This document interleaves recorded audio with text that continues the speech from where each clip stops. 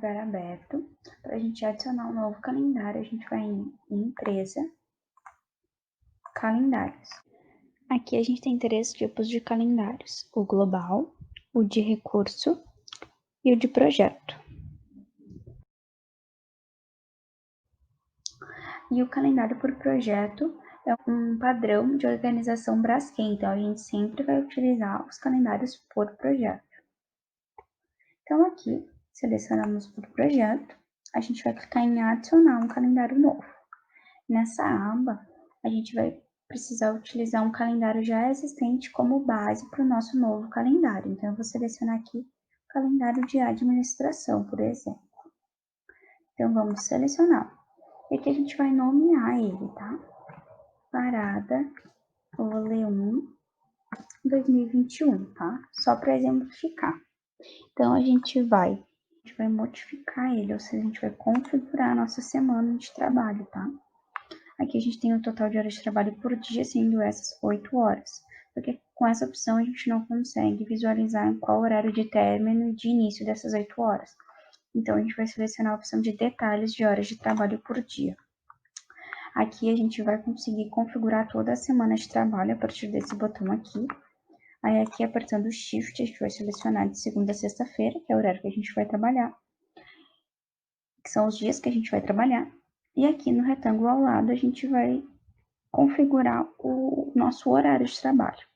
Então, a gente vai começar às 8 horas, mas vai parar às 11h59, porque vamos ter uma hora de horário de almoço. Então, a gente vai, com 2 cliques, selecionar esses retângulos que já estavam selecionados. E a gente vai trabalhar até as 16h59, ou seja, a gente vai selecionar esses dois. Então, os retângulos brancos, eles são os horários selecionados para trabalhar, e os azuisinhos, eles são os não selecionados. Então, a gente vai apertar em OK. Por exemplo, no dia 2 de outubro tem um feriado, tá? Hipotético. Então, a gente vai lá, vai botar não relacionado ao trabalho, porque esse dia é uma exceção, a gente não vai trabalhar nesse dia, tá? Só para exemplificar, quando tiver que configurar exceções, ou seja, folgas e feriados. Vai clicar em OK. Então, aqui nas nossas atividades, a gente quer mudar o calendário da nossa atividade número 1. A gente quer pôr para o calendário que a gente acabou de fazer, Parada de Olefinazão 2021. Então, a gente deu 2 cliques, vai selecionar o nosso calendário do projeto, vai clicar aqui, selecionar. Então, já mudou aqui. Mas caso a gente queira selecionar esse mesmo calendário para várias atividades, como é que a gente faz? A gente vai selecionar todas as atividades que a gente quer mudar, por exemplo, até aqui, com o botão direito do mouse, a gente vai clicar em preenchimento e todas as tarefas que a gente selecionou, elas serão alteradas.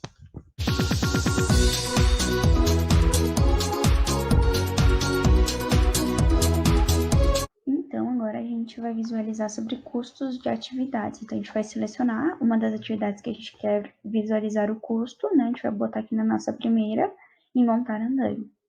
Então, para a gente conseguir visualizar esse custo, a gente vai aqui na aba de detalhes, vai em geral, e aqui em tipos de duração a gente tem que modificar para duração fixa e unidades.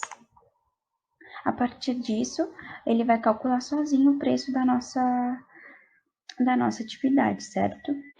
Então, aqui na nossa tela de atividades, a gente vai procurar a atividade que a gente quer mostrar o custo. Nesse caso, vai ser a atividade de montar andaime.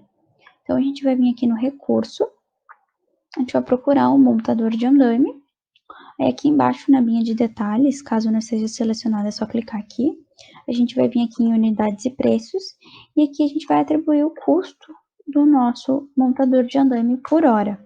Nesse caso, ele vai custar R$50 por hora, mas na Braskem os custos eles são tabelados. Então, a gente vai voltar para atividades, aí a gente vai vir aqui em detalhes, porque a gente quer atribuir um recurso à nossa atividade, tá? Vai vir aqui em recurso, adicionar recurso. Vamos adicionar o montador de andaime.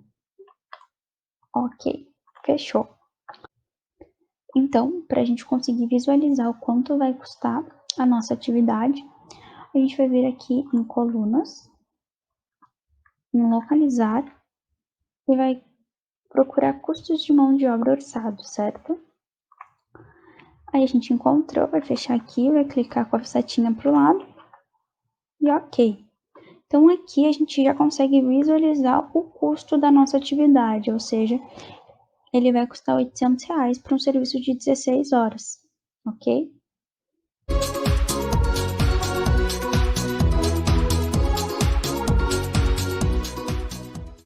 Então agora a gente vai ver sobre curva S, e para iniciar a curva S a gente vai ver sobre o tópico baseline. Então a gente vai em projeto, vai ir em manter linhas de base, e aqui a gente já tem algumas baselines, né, algumas linhas de base nesse projeto, então a gente vai adicionar mais uma, tá? Então vai vir aqui em adicionar, aí tem duas opções, salvar uma cópia do projeto atual como uma nova linha de base ou converter outro projeto em uma nova linha de base. A gente quer apenas salvar uma cópia deste projeto, então, ok. Então aqui criou a nossa nova linha de base, né, a nossa nova baseline, então a gente vai clicar aqui em fechar. Então, para atribuir a nossa linha de base a esse projeto, a gente vai vir aqui em projeto e atribuir linhas de base. Aqui a gente vai visualizar a linha de base principal do nosso projeto, que é a baseline plan, e a baseline que a gente quer comparar, ou seja, a nossa última. Então a gente vai vir aqui na que a gente acabou de criar, que seria a B2, certo? A gente só consegue comparar duas baselines por vez, ok? Então, já foi criada a nossa baseline, ou seja, essa linhazinha aqui em amarelo nesse projeto. Então, o que a gente consegue visualizar com a nossa baseline? Até a linha azul é o que já foi executado.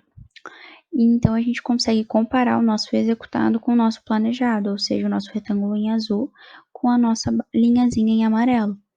Isso significa que o planejado e o executado eles foram iguais. Então, o projeto na vida real, né, no realizado, ele saiu conforme o planejado. Aqui embaixo a gente consegue visualizar uma tarefa que ela começaria atrasada, tá? Como que a gente consegue visualizar esse atraso? É porque a linha do planejado e o retângulozinho da tarefa, eles não estão no mesmo ponto de partida. Significa que essa tarefa está atrasada.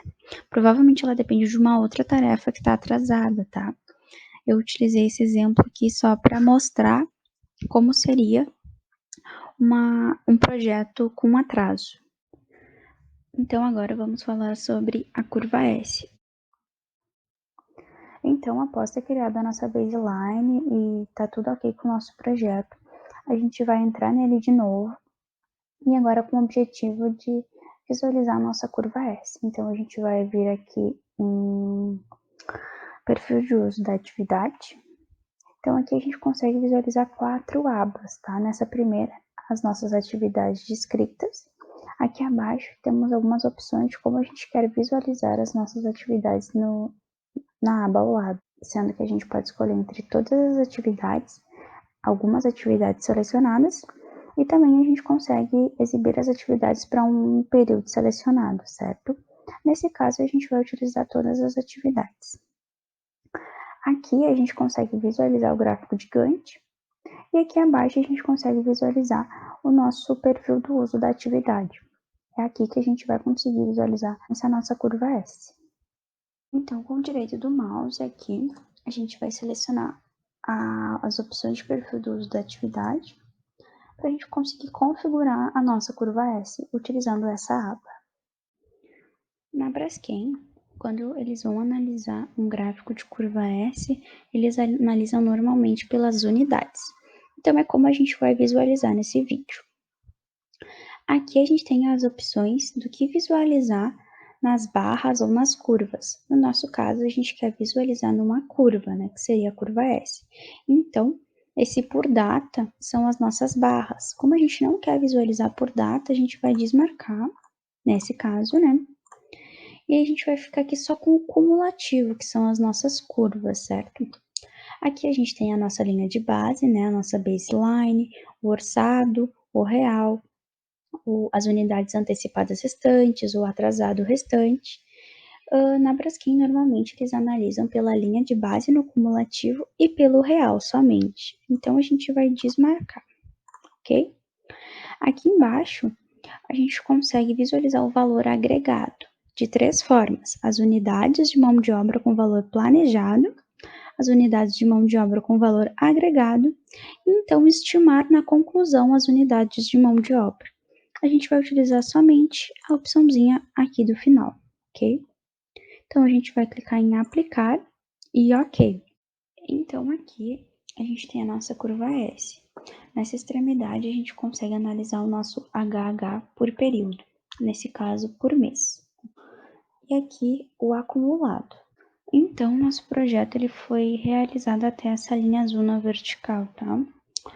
Aqui a gente consegue notar que o nosso projeto planejado e o nosso projeto realizado, eles foram bem parecidos, certo? Porque as unidades do projeto BL significa que são as unidades da baseline, ou seja, do nosso planejado. E a linhazinha em azul são as unidades reais do que foi realizado. Então, aqui a gente tem um comparativo que está quase uma em cima da outra, né? Então, foi bem coerente, ok? Essa parte ainda não foi realizada. Aqui, a gente consegue visualizar todo o desenvolvimento do nosso projeto, os problemas que a gente tem no decorrer dele, e, por exemplo, se vai precisar de uma escopo adicional para terminar o projeto na data prevista, dentre outras características. Oi, eu me chamo Larissa da Silva Miller, sou estagiária do Planejamento da Manutenção. Eu desenvolvi esse material com o intuito de ajudar vocês. Obrigada por ter assistido, espero ter ajudado.